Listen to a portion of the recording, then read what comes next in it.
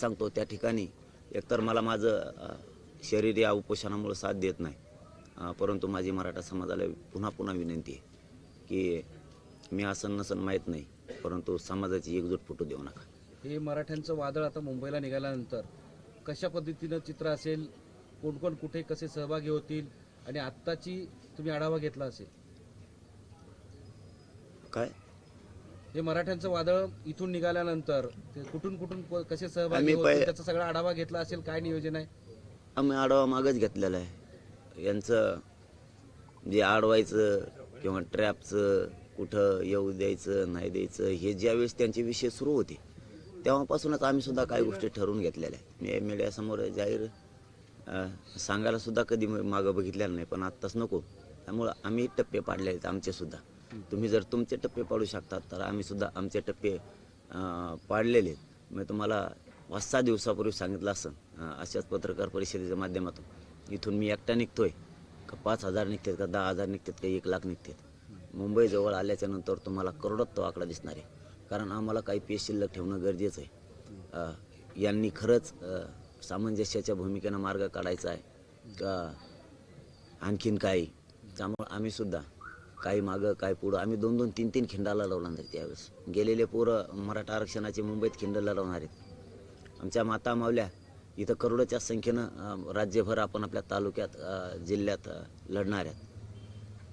कुठं सरकारची भूमिका काय त्याचा सारासार सगळा विचार करून अनेक पलीकडच्या मुंबईच्या बाजूनही अलीकडे येण्यासाठी आम्ही सांगितलेलं आहे आणि मराठी त्या ताकदीनं धावून येतील. पण मराठ्यांना माझी विनंती, आता ही शेवटची लढाई आरपारची, आता घरी राहू नका. जे मुंबईला येणार आहेत ते सोबत चला, जे पाठीमागून येणार आहेत ते 26 तारखेला या. परंतु जे पोरं आज मुंबईला निघाले यांना वाटं लावण्यासाठी गावागावातले मराठे सोबत राहा एक दिवसासाठी, ही मात्र सगळ्या मराठा समाजाला विनंती आहे. आणि सगळ्यांना स्वयंसेवक म्हणून काम करा. कोणी कोणाची वाट बघू नका. प्रत्येकानं स्वयंसेवक बघा. आपल्या आजूबाजूला कोणी काही केलं नाही पाहिजे याची काळजी सगळ्यांना घ्या. कोणी उद्रेक जाळपोळ करायचा प्रयत्न करेन त्याला उचलून पोलिसाच्या गाडीत टाकून द्या, कारण ही जबाबदारी आपली. सगळ्यांना शांततेत चालायचं आहे. कोणी कोणाच्या वाहनाला धक्का लागू देऊ नका. कोण आपल्यापासून कोणाला दुखापत होईल याची काळजी घ्या. आपलं हातरायचं पांघरायचं सगळं जेवणाचं साहित्य सोबत ठेवा. फक्त शांततेत चला, गाड्यामध्ये अंतर ठेवून चला. शांततेत राहा. कोणी दारू व्यसन असं काही कोणी करायचं नाही. कोणी वाद या पायी चालताना रॅलीत करायचं नाही. सगळ्या नियमाची काळजी घेऊन आपले मराठ्याचे आपण आपले भाऊ येते एकमेकाचे म्हणून कोणी कोणाविषयी राग व्यक्त करायचा नाही. सगळ्यांनी एका लाईनीत चालायचं. सामंजस्याचं म्हणाले, काल संध्याकाळपर्यंत किंवा आत्ता या क्षणापर्यंत राज्य सरकारकडून काही चर्चा झालेली आहे का? काही तुम्हाला बोलणं झालंय का तुमच्याशी? नाही, काय बोलणं झालेलं नाही, काय नाही. आणि बोलण्याची काय आवश्यकता बी नाही. बोलणं झालं पण नाही, काय आवश्यकता पण नाही. आम्हाला काय म्हणायचं त्यांना माहिती आहे, काय चर्चा आहे हे पण माहिती आहे. आता फक्त जे ठरल्याप्रमाणे मुंबईत तुम्हाला 3 करोडपेक्षा जास्त मराठा दिसणार आणि येताना आरक्षण घेऊन येणार, याच्यावरती त्यावेळेसही ठाम होतं, आज पण. पण का असं का म्हणता तुम्ही की बोलण्यात अर्थ नाही? नाही, काय किती दिवस चर्चा असते? चर्चा किती दिवस असते? चर्चेतच ताण आहे. त्यापेक्षा मीच आता असा थोड्या वेळानं समाजाशी चर्चा करून डिसिजन घेणार आहे की शक्यतो जर मी आता थोड्या वेळात येणार आहेत आणखीन भरपूर लोक, आणखीन निघायचा वेळ झाला नाही. त्यामुळं कोणी आंघोळ्या करतायत, कोणी गावाकडून निघत आहेत, कारण यायला खूप वेळ होणार आहे लोकांना. थंडीचे दिवस आहेत. त्यामुळे मी आल्यावरच विचार घेणार आहे. शक्यतो इथूनच मुंबईपर्यंत आमरण उपोषण करत जायचं, हे शक्यतो मी समाजाला आता विचारून निर्णय घेणार आहे की इथूनच आमरण उपोषण करतच मुंबईपर्यंत जायचं. आता हे फार मोठं विधान आहे तुमचं की इथून तुम्ही उपोषण करतच जाणार, म्हणजे काय ते जरा सांगा आम्हाला. कारण शेवटी आता समाजासाठी जीव अर्पण केला तर मुंबईत गेल्यावर तर करायचंच आहे.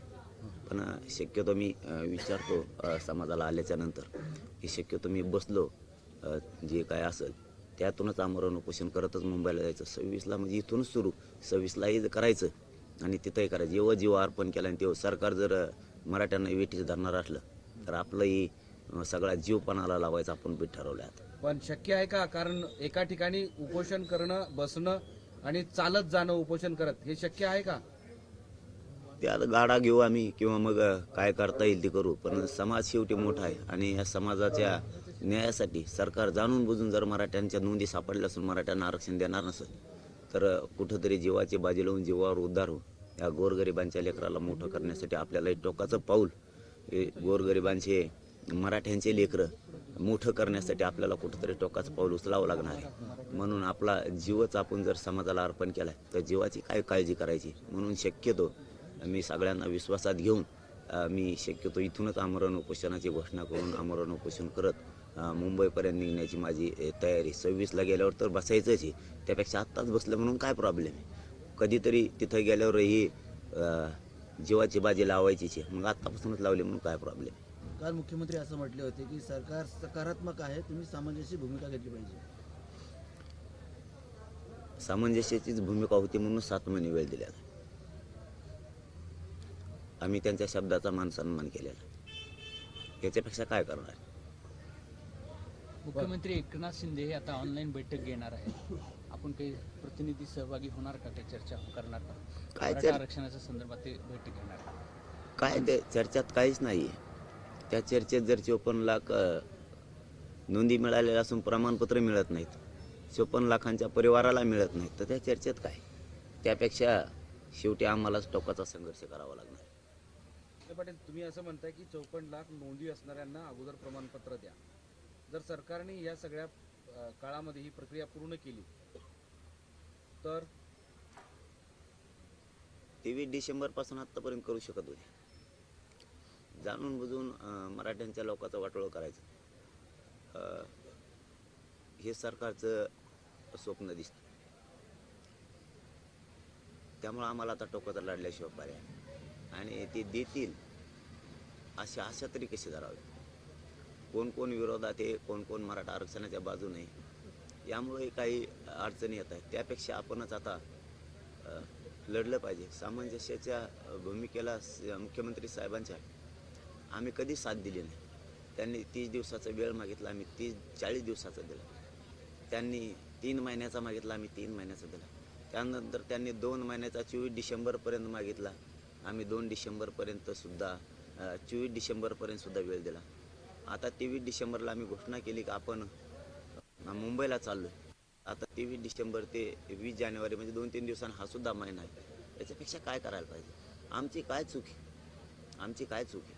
आम्ही जर गोरगरिबांच्या पोराला न्याय मिळावा म्हणून इतका वेळ दिला आणि इतका वेळ दिलेला असताना सरकार 54 लाख प्रमाणपत्र देणार नसेल आणि त्याच्या परिवाराला देणार नसेल, आमच्या त्या 54 लाखाला आणि परिवाराला दिलं तर आजच 2 ते 2.5 कोटी मराठ्यांच्या पोरांचं कल्याण होतं. तुम्ही जाणून बुजून देणार नसाल तर मग मुंबईत जाऊन पण उपोषणालाच बसणार आहे. त्यापेक्षा इथूनच आमरण उपोषण केलं म्हणून फरक काय पडला. तुम्ही म्हणताय की मुख्यमंत्री यासाठी प्रयत्न करतायत, पण नेमकं कोण अडवतंय, कोणाच्या मनात असं आहे की तुम्हाला न्याय मिळू नये म्हणून हा सगळा अडकवण्याचा, अडकाठी आणण्याचा प्रयत्न आहे. तुम्ही थेट का सांगत नाही, थेट का बोलत नाही? कारण तो निर्वाणीचा दिवस आज आलेला आहे.